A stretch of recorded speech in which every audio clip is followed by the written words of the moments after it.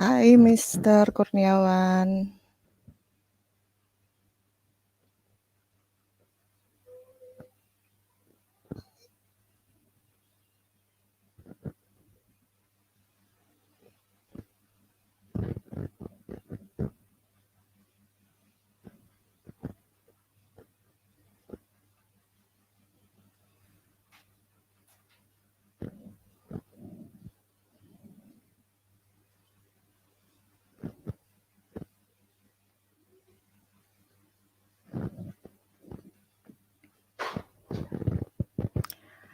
Assalamualaikum warahmatullahi wabarakatuh. Ladies and gentlemen, our class session of the conference is about to begin. Thank you very much for preparing for our virtual conference. Good afternoon, everyone, and greetings to all of us. Firstly, let's thank to the Almighty Allah Subhanahu wa Taala who has given us some mercies and blessings so that we can attend this conference without any troubles and obstacles. Secondly, salawat and salam may always be given to our Prophet Muhammad Sallallahu Alaihi Wasallam who has guided us from the darkness to lightness. Ladies and gentlemen, isn't an awesome and precious chance for me, Vera Suma, to be your moderator of today's panel session in international collaboration class, and I would like to welcome you to the 8th event of Indonesian Educator Conference in 2021 with my partner, Mrs. Hasna Zavira, as ID support today. I hope you are all in a good health and happy mood at this time. I also remind the audience to be able to record our class and share them on social media with hashtag international collaboration, hashtag TPNH, and tag hashtag Guru Belajar Out. Excellencies, ladies and gentlemen, this session will be filled by two amazing speakers. The first is welcoming first from Mrs. Rizky Setyaningrum from Junior High School 26 Surakarta, and second is welcome Miss Lisza Megasari from Special School of Binjai. Mrs. Lisa, salam dari Binjai, Miss. Yes, salam dari Binjai. Greeting That from Binjai. that's the viral buzzword today. Yes, very viral. Okay, Mrs. Rizky, how are you? I'm good, thank you.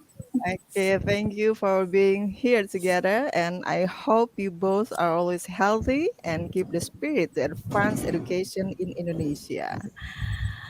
Okay, for your information, today we have two material session, and each session is given 20 minutes for presentation and 15 minutes for Q&A for two speakers. All right, let me introduce our first honorable speakers today, Mrs. Rizky Setyaningrum. Hai, Hello. Mrs.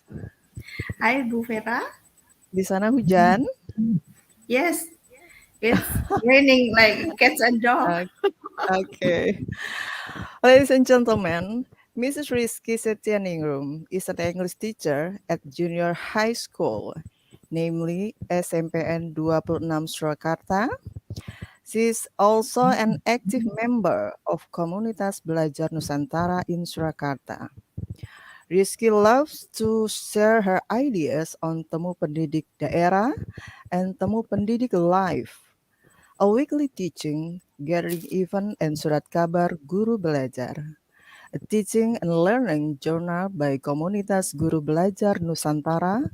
She also shared her ideas on Gerakan Menulis Buku, a workshop on literacy, and Indonesian Journal of Language Teaching and Linguistics, a journal by Center of Language and Cultural Studies.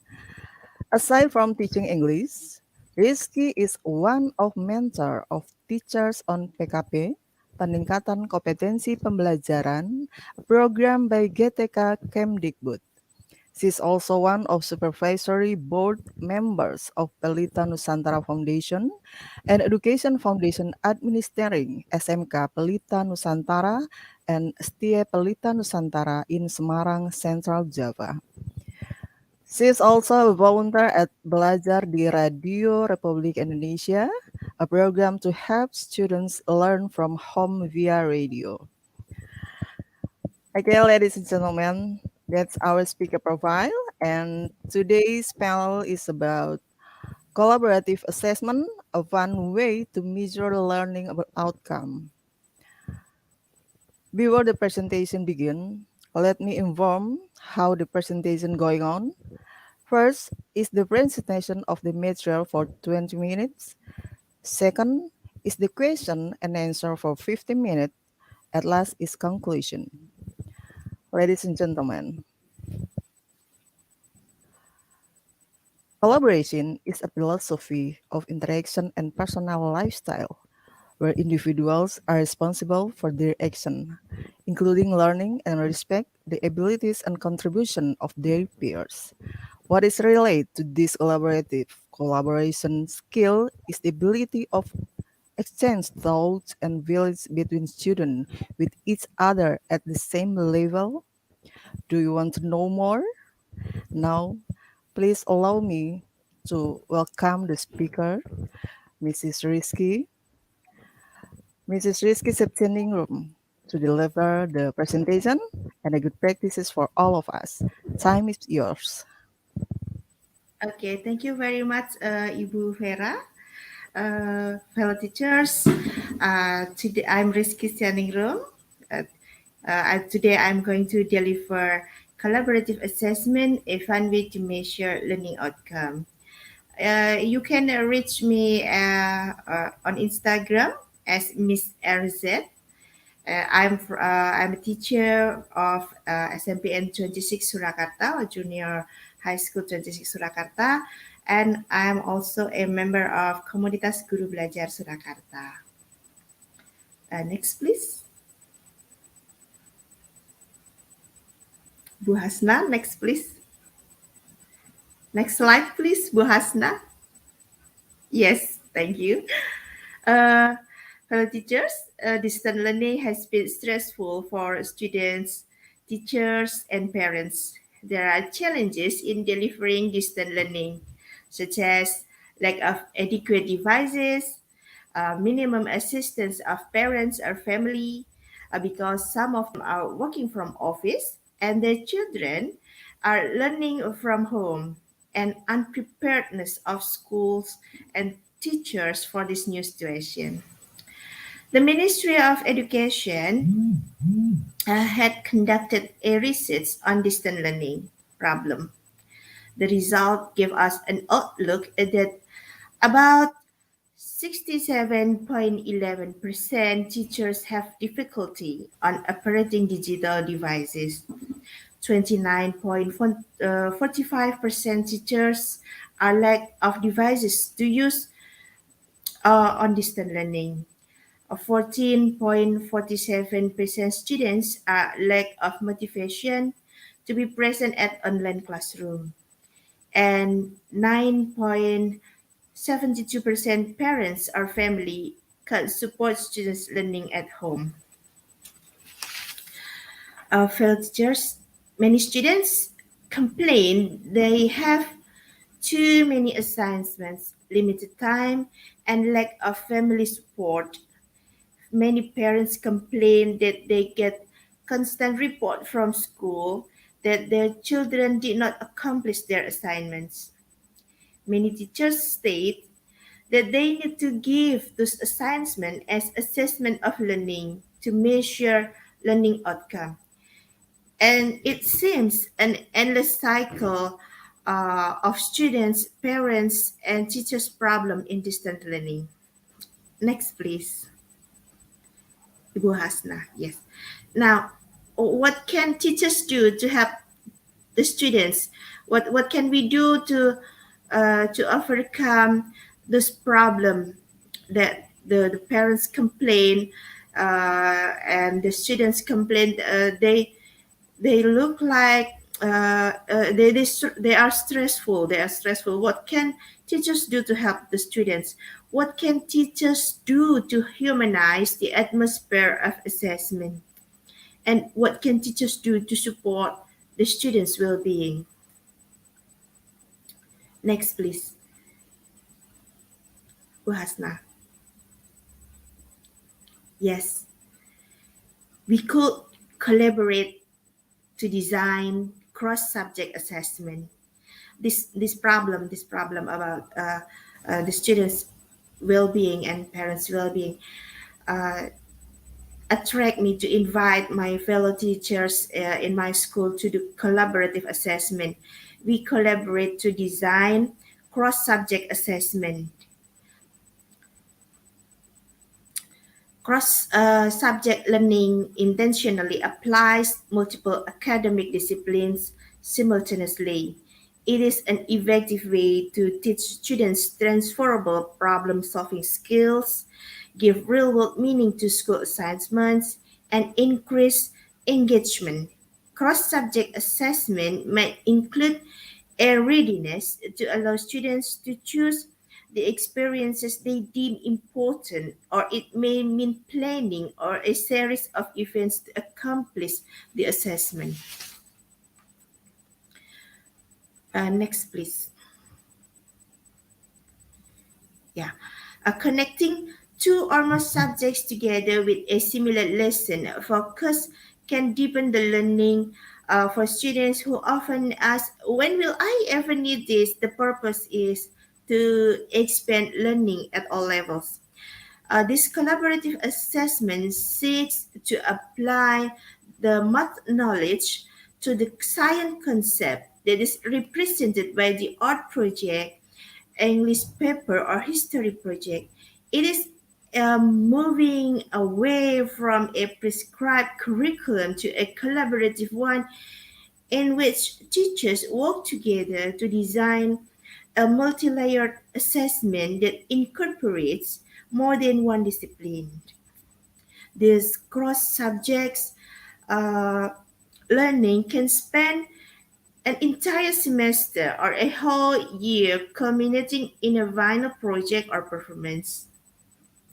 Since it makes connections among disciplines, this approach fosters critical thinking and collaboration from students as well. Students are expected to apply their learning, which in turn leads to excitement about further understanding and discoveries.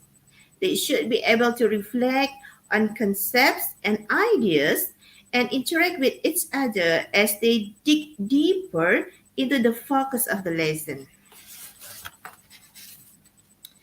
Yeah, there are some steps. There are some steps in delivering this collaborative assessment. First, we collect basic competencies of all subjects. Second, we sort and choose those competencies which can be turned into one final project. Third, my fellow teachers and I discuss what kind of project that covers more than one subject and manageable for students. Uh, uh, the keyword is manageable because we want to humanize uh, the atmosphere of the assessment. Fourth, we tell students their project and strategies to do it. Fifth, we collect students' work as the summative assessment. The kind of project that my fellow teachers and I adopt is students make a screenplay and a movie from the subjects they choose. For example, students choose English, math, and art. Then they can make a screenplay which the story is about how to make pottery. Like art is the pottery making, English is the procedural text on how to make pottery, and the math is the ratio of ingredients. Next, please, Bu Hasna. Next, please. Okay. Now, the cross-subject basic competencies that my fellow teachers and I choose are we have around We have around 11 multidiscipline. We have 11 subjects at schools. The first is Indonesian. The competencies are retelling private letters and formal letters, telling experiences, telling opinion, and science, classifying organism, solving pollution on surrounding environment, understanding the element of soil and the importance of soil. Meanwhile, the social, we have human interaction on economy, human interaction on culture, nearby citizens interaction on culture. And math, we have ratio, which is consists of scale, proportion, and speed, and social arithmetic. For civic, we have respect and tolerance among tribes and religion. Next, please. And patriotism, patriotism in everyday life. For physical education, we have healthy food, setting boundaries on free and unsafe sex, safe on the road. Religion, we have honesty, the importance of reading and learning, taking care of the environment, praying for the ill ones, respect and tolerance others. For A, have describing people, recount text, and report text. Art, we have play and exhibition. Javanese, we have folk tales and telling unforgettable experience. For craft, we have managing waste, growing vegetables and medicinal plants, managing fruit waste into edible product, and managing livestock. The next, please. Yes, and the strategies of the collaborative assessments in my school. The first is students choose the subjects and the themes. They can choose whatever subject they want to choose and whatever themes they like to choose. And then students choose the plot and setting of their movie. Students uh, prepare their vocabularies concerning the subjects and themes they choose. Students make sentences from their list of vocabularies. Students make dialogue or script from the sentences they make. And the last, students make movie based on the script. Next, please. Hello, next, please. Yes. However, it's not it's not something perfect. There is no perfect method of for assessment. We always try to get uh, better every year. Yeah. However, there are some drawbacks on this collaborative assessment. The primary drawback, as expressed by teachers, is a lack of time for collaboration. Frequently, teachers are already overextended in lesson planning, grading, and preparing for teaching. So, some restructuring of planning would be necessary. And second drawback is constructing the assessment method takes time to ensure all of the disciplines are represented. And a third drawback is that it has the potential to start off with a bang and fade over time if not well planned and directed. You know that keeping students' attention over time can be challenging. Every teacher knows that. Yeah. Now, here is the example. Here's the example of the script. Some students choose two subjects and two themes from craft, managing fruit waste into edible product, and mathematics, social arithmetic. It is a it is a conversation between Dina and Jenny. The story is about uh, they they should they should manage waste of what is it, banana peel. They want to manage a waste of a banana peel. Let's see. Dina, hai Jen, murung melulu, lagi mikir apa sih? Aku habis bikin pisang goreng banyak banget nih, sekitar 100 porsi buat hidangan rapat RT nanti malam. She's making fried banana fritters. And then tidak capek sih, aku bingung sama kulit pisangnya, mau dibuang sayang, tapi juga tidak tahu dimanfaatkan jadi apa. Jadi so Jenny is worried how to use the banana peel. Itu sih gampang Jen, aku ada resep selai kulit pisang dan resep kue kulit pisang. Kabarnya kulit pisang itu mengandung vitamin B6, serat, B12, magnesium, kalium, lemak dan sebagainya.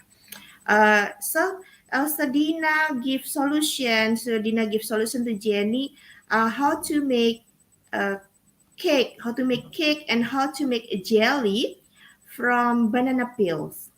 Next, please.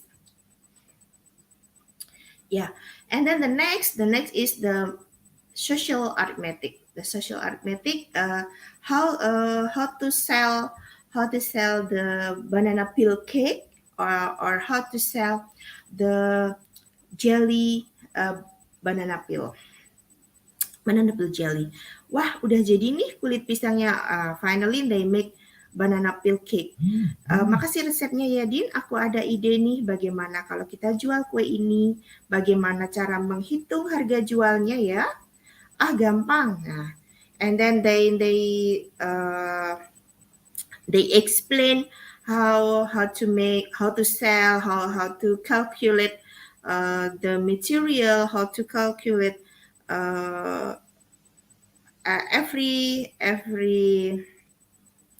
everything that they use to make the banana peel cake, and how to decide the price of the banana peel cake. Now let's see the movie. Let's see the movie. Okay.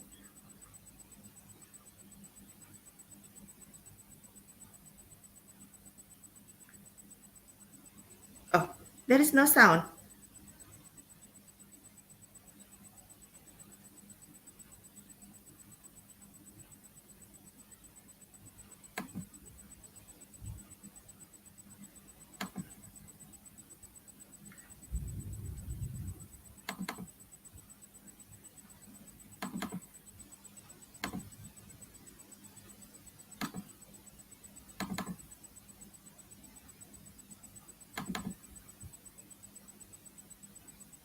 Hey Jenny, murung melulu. Lagi mikir apa sih?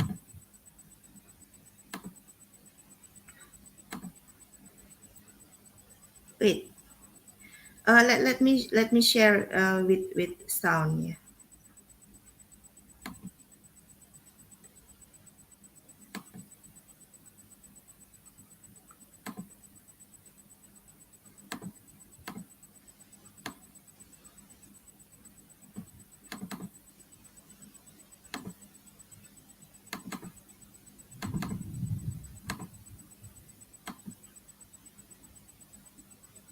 Okay.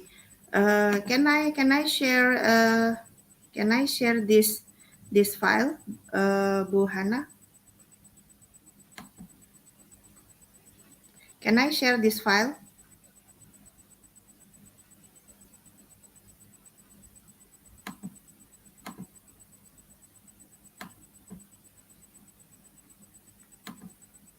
Please. Murung Ya. melulu. Lagi mikir apa sih?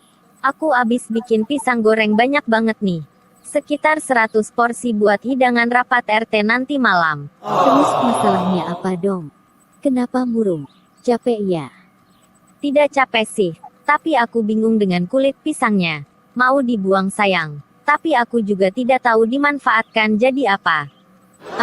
Itu sih gampang, Jenny. Aku ada resep selai kulit pisang dan resep kue kulit pisang. Kabarnya juga nih, kulit pisang itu mengandung serat. vitamin B6 dan B12, magnesium dan kalium, lemak tak jenuh, serta asam amino esensial. Wah, sudah jadi nih kue kulit pisangnya. Terima kasih resepnya, Dina. Aku ada ide nih. Bagaimana kalau kita jual kue ini? Tapi bagaimana cara menghitung harga jualnya ya? Ah, gampang itu Dina. Kita hitung saja. Total barang pokok dikalikan 250%. Lalu dibagi jumlah barang jadi. Jadi, semisal barang pokok kita 20.000 maka 20.000 dikalikan 250% adalah 50.000. Nah, kemudian kita akan menjual kue ini per kemasan 100 gram dari total hasil jadi kita 500 gram. Maka kita hitung 50.000 dibagi 5. Jadi harga jual kue kita adalah 10.000 per kemasan. Wah, banyak juga ya laba kita, 250% loh. Sebenarnya tidak banyak sih Jen. Itu tadi yang kita hitung baru total barang pokok seperti kulit pisang, gula, dan sebagainya. Sedangkan kita pasti juga mengeluarkan biaya habis pakai seperti sabun cuci untuk mencuci alat masak, gas sebagai bahan bakar, kemasan kue, investasi untuk kemungkinan alat masak yang rusak, dan biaya jasa karyawan. Wah, keren. Terima kasih atas ilmunya, Jenny. Sama-sama. Terima kasih juga atas resepnya, Dina. Okay. Thank you very much. That's all about collaborative cross-subject assessment from me, Rizky Setyaningrum. Thank you. We will return to Ibu Vera.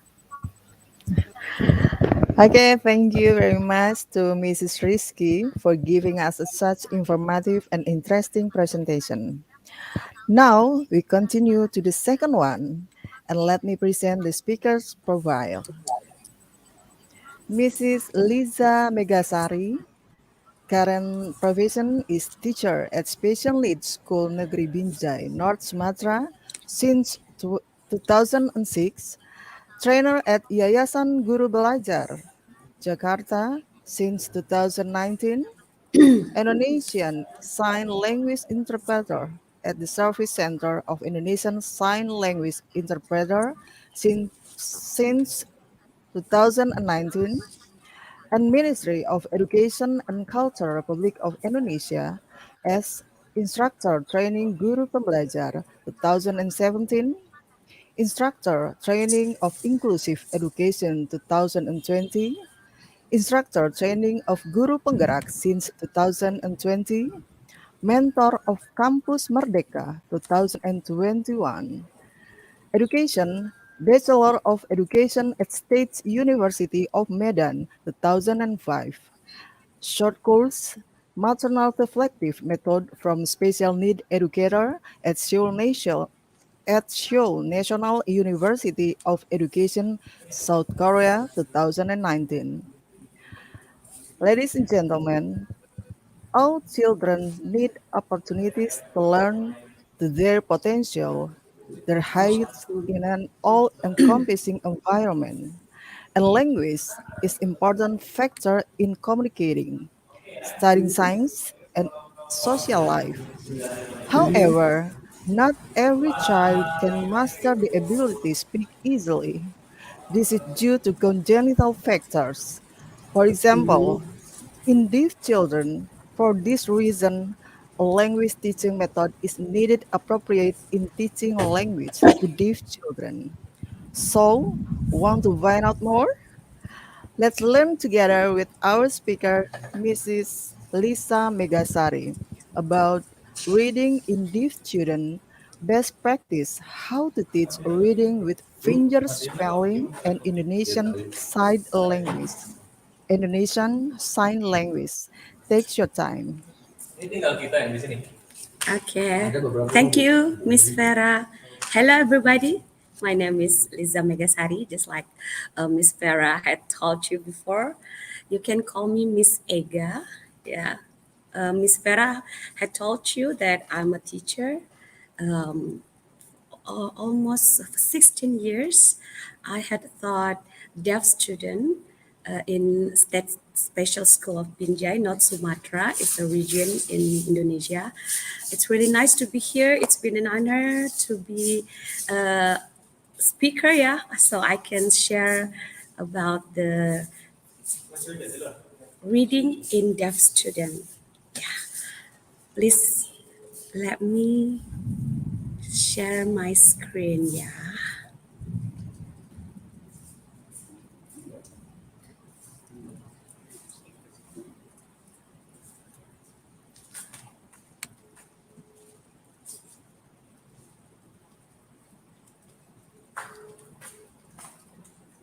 Okay, just like what Miss Farah had told you, I'm a teacher in that special school.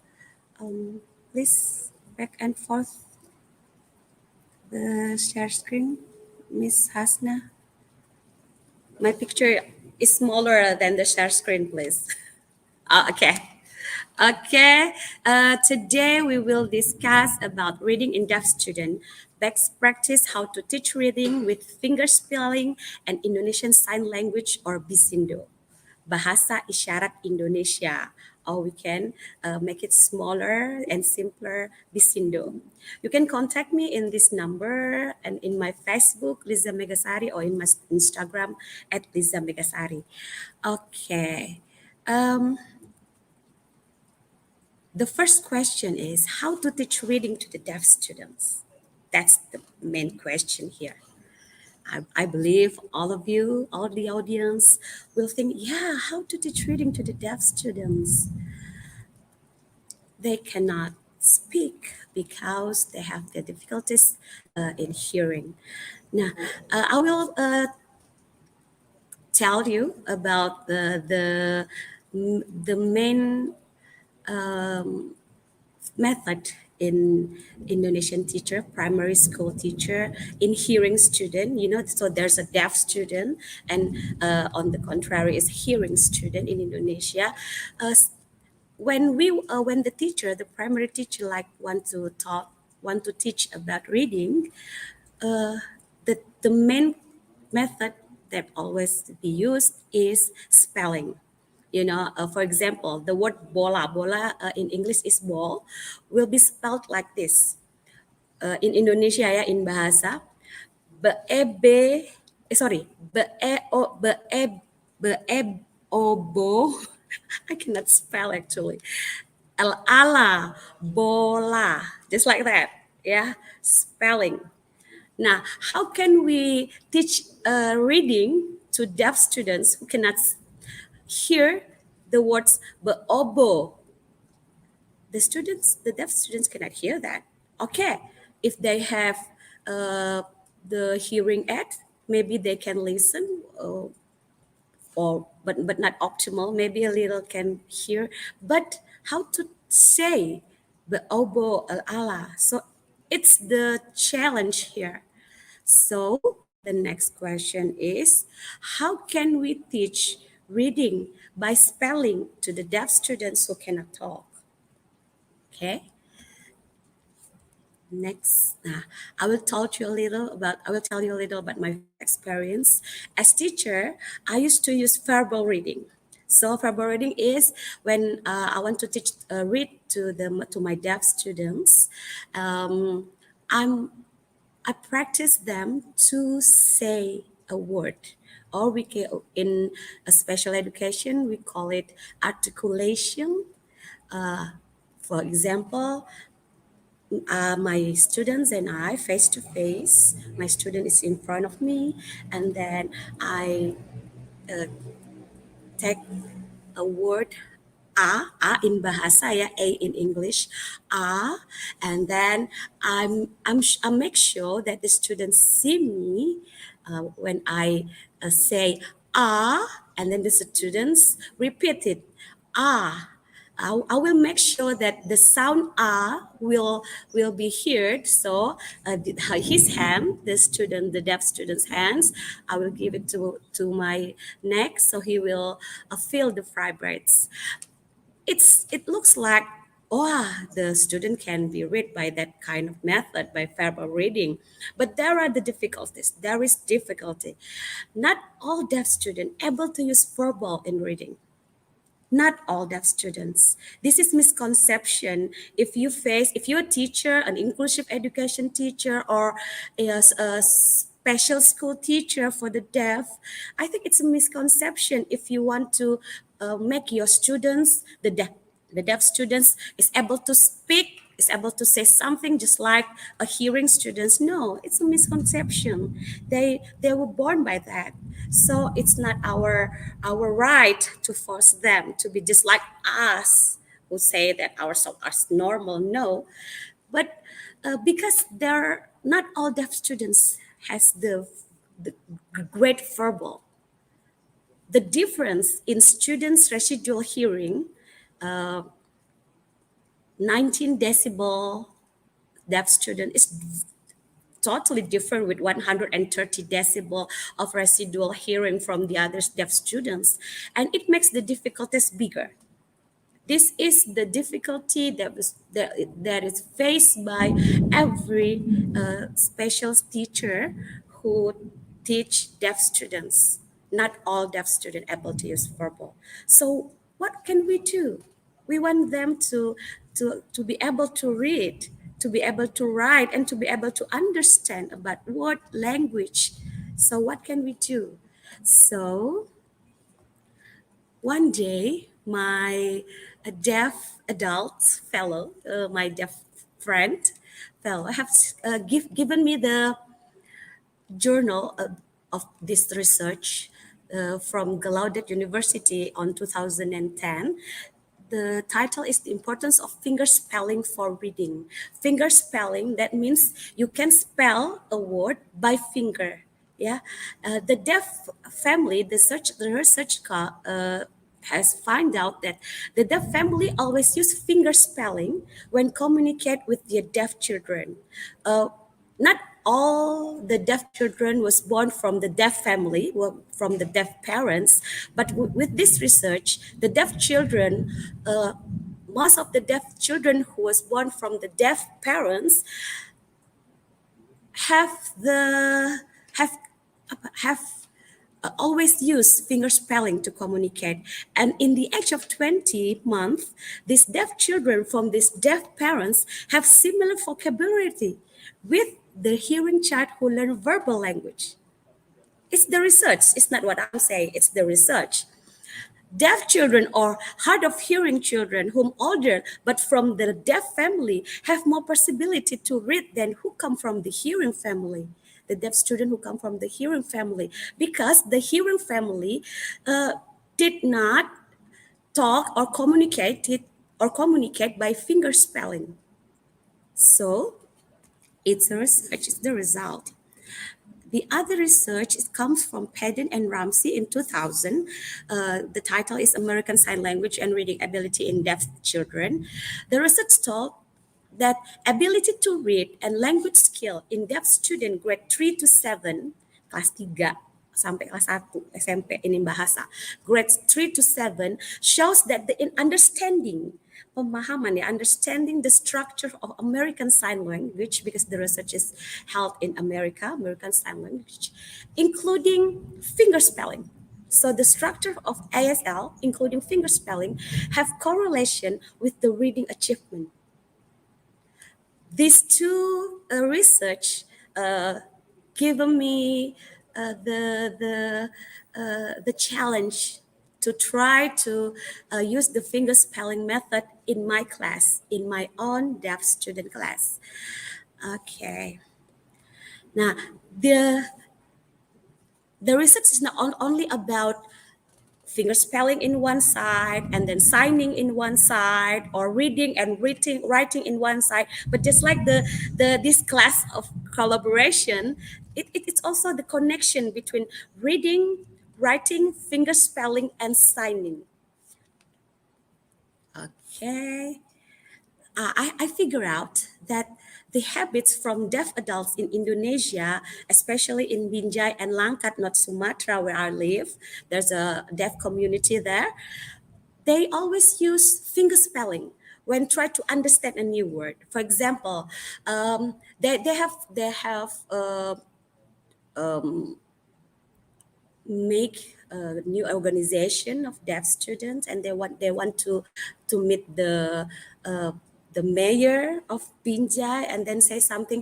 Oh, Miss Ega, in signing, yeah, Indonesian signing, we want to meet. And then I asked, and then I told them that it's not the meet, it's not meeting with the mayor, but it's the audiensi in bahasa, audiensi. Now the word audiensi, they don't know the meaning of the words audiensi.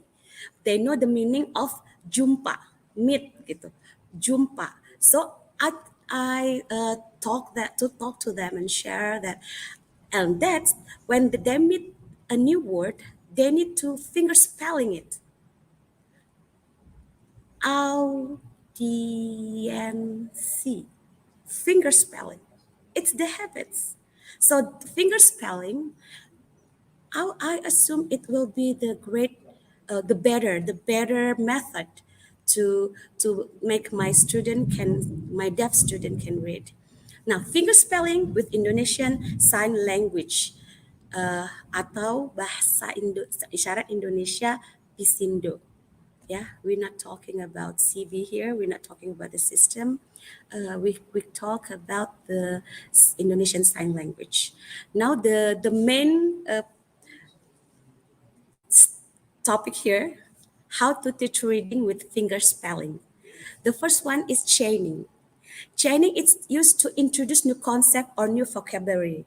So chaining makes association by connecting sign language, finger spelling, and written word, bahasa. One format strengthens the other. Teacher provides many ways for students to learn new word and concept. Then teacher can use real object, for example, a ball. A teacher can bring the ball to the class and show the deaf student it's the ball. Or teacher can use picture, or just like the picture in this slide.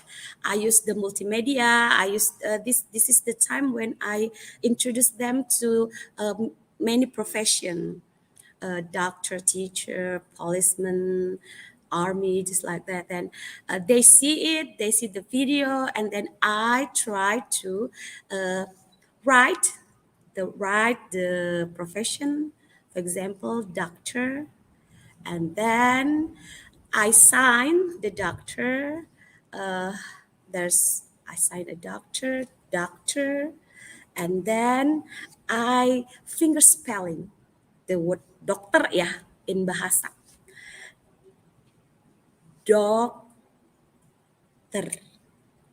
So chaining means you use the real object picture or multimedia to show the object, and then you use the written word in bahasa, tulisan dokter, and then you sign the word doctor, you sign it doctor, and then you finger spelling it. Doctor. This is chaining. So the deaf student uh, has the understanding, yeah, full concept of understanding, or that this object can be written in bahasa, can be signed in Bisindo, can be finger spelling, because it's important to make sure they memorize the word Dokter. It's important, because if they don't remember, or if they don't memorize the letter by letter, they will not memorize the whole concept of the word doctor. It's like that. Now the last is about sandwiching. This technique, which is using finger spelling and sign language back and forth. When we introduce the word doctor, yeah, the word doctor, we want to make sure that there's equality of Indonesian sign language and bahasa Indonesia. It must equal. We can first talk about tell about the doctor, the word doctor, we can use first the finger spelling. We can use first the writing doctor. We can use the verbal doctor, but we can firstly use the sign language first. It's okay. You can sandwiching it. You can back and forth, use finger spelling and sign language back and forth, and then bahasa. Um, okay, that's it. Next, I think I must show you a little about Indonesian Sign Language alphabet, abjad bahasa isyarat Indonesia atau Bisindo, because this alphabet are the main basis of finger spelling. There's A, and then B, C, D, E, F, G, H, I, J, K, L, M, N, O, P, Q, R, S, T, U, V, W, X, Y, Z. Finger spelling.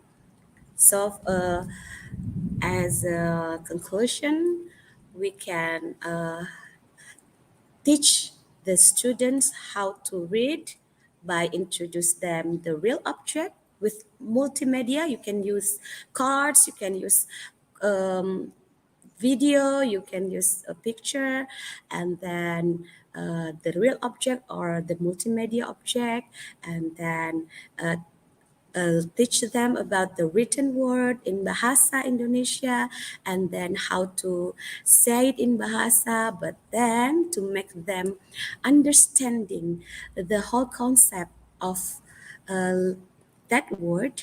You must use the sign language because it's their culture, it's the deaf culture, it's their identity, the deaf identity. It is their right to use sign language, Indonesian Sign Language or Bisindo, and then to make sure that the writing, the letter by letter will be memorized in the deaf students' thought. You must use the finger spelling, ya, Dokter in bahasa, or Dokter, but using the finger spelling, Dokter. Okay, that's it. It's my experience, and for the results, I have the improvement from my students, their ability to understanding words, the ability to reading. It's increased when I use this finger spelling and finger spelling with Indonesian Sign Language or Bisindo. That's my experience. I would like you to give some reflection from this sharing. You can write on your social media, your Instagram or Facebook. What is one inspiration that you get based on our sharing today? Please write it and post it in your social media. Please mention me in my at my Instagram at Lisza Megasari. You can follow it also, or the Instagram at Campus Gruchika. You can. Oh, I don't have Instagram, Miss Ega. It's okay. You can post it in your Facebook, and don't forget mention me, Lisza Megasari. Okay, I think that's it. Thank you, Miss Farah. I just like what you said before. Salam dari Binjai. Greetings from Binjai. Thank you, Miss Farah. Tas, Okay. salam dari Binjai. Oh, Thank that's you for your amazing informative too, and Ega. interesting Thank presentation. you, Miss Rizky. Yeah, I'm amazed. I can start using sign language with my name. Oh Okay, yeah, you can use it. Come on. yeah, You thank are you. very Ladies and magnificent. gentlemen, now come to the questions and answer session. And please use the comment box to write your questions. And don't forget to write the questions for Mrs. Rizky or Mrs. Liza. And for the Q&A session, the audience can ask questions using Indonesian and the speakers will immediately answer them. So, for the first, I'd like to have three questions from the participant. It is Okay. okay to Any ask question? in bahasa Indonesian ya, Miss Vera. It's Oke, okay. kita Yeah, you bilingual ya Bu can. ya. Yeah, you can write it in bahasa. It's okay. Oke. Any questions? Oke, sebelumnya saya mau bertanya dulu ke Mrs. Rizky. Hai Mrs. Rizky. Hi. Kalau kita bicara tentang collaborative learning ya, tentunya ada beberapa prinsip-prinsip yang kita ikutin. So, rule-nya apa aja? Oke, ini jadi saya sengaja menggunakan bahasa Indonesia untuk memberikan semangat kepada teman-teman saya. Kiranya mereka Yes. mempunyai beberapa pertanyaan, silakan. Karena kita cuma punya waktu 15 menit untuk Q&A untuk dua pembicara kita. Oke. Bagaimana Mrs. Rizky dengan pertanyaan saya? Oke, yang jelas gurunya harus sabar berkali-kali merevisi ya. Jadi karena ini Oke. kolaboratif lintas subjek, multidisiplin, lintas mapel. Jadi kadang satu guru untuk mengoreksi, nanti memberi feedback, satu guru yang lain nanti ikut mengoreksi, memberi feedback, dan nanti kita kembalikan kepada anak-anak seperti itu. Jadi kita harus sabar dan juga kita jaga baik-baik supaya anak-anak itu tidak hilang di tengah jalan. Kadang itu setelah kita beri feedback tidak diperbaiki mungkin ya, terus mereka hilang tidak selesai tugas seperti itu. Jadi kita memang harus selalu menyemangati anak-anak seperti itu supaya berhasil role-nya. Oke, jadi memang salah satu modal guru itu adalah sabar. Sabar yang tidak terbatas. Kalau masih ada bilang sabar itu ada batasnya, itu bukan sabar, It's not tapi patient. Yes. ya, karena sabar itu tidak ada batasnya. Kalau masih ada Kalau batasnya yang berarti ada bukan batasnya sabar ya Bu itu, ya. yang ada batasnya rel kereta api Bu. Oh ya, oke. Saya coba ke Mrs. Liza. Mrs. Liza, ini sangat amazing ya. Jadi saya pun Amazing. jadi ikut tertarik untuk mencoba fingerspelling dengan nama saya. Yeah. Ya. Apakah dalam fingerspelling itu bisa menggunakan atau ekspresi itu berpengaruh untuk ketika kita mengajarkan kepada siswa-siswa kita?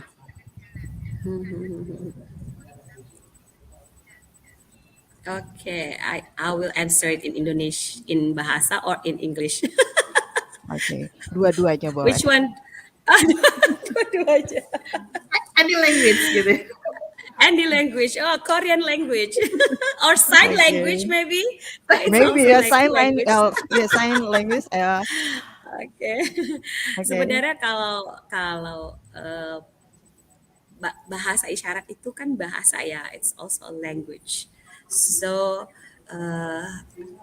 kita itu perlu memang pakai gestur, terus body language, mimik, ekspresi, itu kayak emas gitu, kayak kewajiban gitu dalam bahasa isyarat.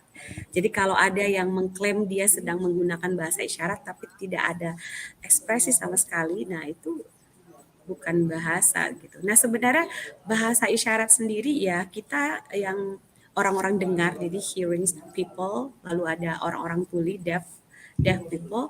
Sebenarnya orang-orang dengar seperti kita ini juga kan pakai ekspresi ya ketika berbahasa ya. Misalnya kata-kata aku benci kamu gitu. Kalau diucapkan dengan kata-kata dengan ekspresi yang datar, aku benci sama kamu. Itu kayaknya dalam gitu. Tapi kalau iya aku benci kali lah, aku benci sama kamu. Itu bisa saja itu bercandaan suami istri, itu malah cinta banget gitu kan. Karena ekspresi gitu. Beda dengan sinetron ya. Sinetron kan aku benci. Wah, itu kayaknya nggak ada ya di kehidupan nyata. Ekspresi. Itu bukan ekspresi, itu lebay. Lebay. Gitu sih. Jadi Miss Vera memang it's a must to use the gesture, body language, mimic expression in sign language. Gitu. Oke. Satu lagi nih Miss Liza. What is the main problem actually happen when the first time we teach spelling fingers? The first um it's it's the first grade students. Most of the parents have no idea about signing.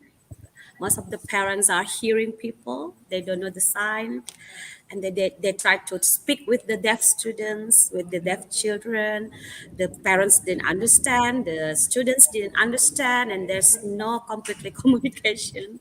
So the main challenge is introduce the signing to make sure the deaf students, it's okay to sign, it's okay, it's your right. Yeah, it's different when the deaf children was born from the deaf parents. They get used that it's the habits to use signing. The in at school, at home, it's only and always one and only signing. But it's different with the deaf children that was born from hearing parents. The parents talk to them, they don't understand. So that's the first challenge, to make sure that it is comfortable to sign, it's your right, and then to make the hearing parents understand too that it's their right. So if you want to if you want to connect with with your deaf children, accept their deafness, accept their deaf identity, their deaf culture inside. It's their right. So it's the first challenge, the main challenge, Miss Farah, to make the hearing people in this community, many people, to accept the sign language. That's the main challenge. Okay, okay. So jadi intinya nih semuanya harus mengerti ya, Mhm. orang tua, baik Yes, murid itu sendiri murid, ya. masyarakat. Oke, masyarakat. Alright. Thank you Miss Lisa and Mrs. Rizky. Saya sudah Yeah, dikode karena waktunya my kita sudah pleasure. selesai. Yeah, it's over. Uh, Oh, 1 hour okay. is very And little. ladies and Fast. gentlemen, we finally come to Yes, the how end of fast. the session. Before I close this class, I would like to take the conclusion from what the speakers has presented. Heavily, the material he conveys can be practiced in learning at school. One of great lesson behind the COVID-19 pandemic disaster in the world of education is that we have been forced to use ICT for learning, and of course bring many benefits both for students and for teachers. The advantages include: one, students get the experience of collaborating not only their classmates but with other students they didn't know before. Two, in collaborative learning, the interaction between students they just met become focused because they followed a program that had been planned by the teacher. Three, motivation and a competitive spirit in a positive sense for students. Four, the summary of the measure on assessment collaborative is: teacher collect basic competencies of all subjects, sort and choose those competencies which can be turned into final project, discuss what kind of project, tell the children about strategy to do it, and the last one collects students' works at summative assessment. 5. When learning fingerspelling, basic expression can help you communicate with other sign language users more easily if you are not very proficient. After that, you can start learning sign language for more specific words like color, food, Like color. verb, animal, time, date, and much more. Six, yeah, there are specific rules that must be followed in order to be able to compose a good sentence in sign language. in contrast to spoken language, which use sentence structure as a grammatical references. Spoken language involves more things. Hand gestures, sequence of signs, gestures, and expressions are used together to create complete sentences. So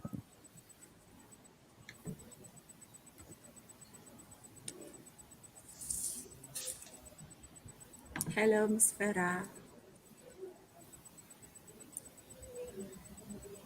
I think it's the signal, right, Miss Rizky? So what should we do? And I think time's up at the Yeah, the time is up. Yeah. Okay. should we Um, leave the studio or no. Uh, actually Bu Hasna can close the meeting. Okay, yes. thank you very much, everyone, fellow teachers. See you on the next Temu Pendidik Nusantara. Yeah. See you. See you too, Miss Rizky. See Be you, Bu healthy. Ega. Yes. I hope we can meet again, yeah, in the future.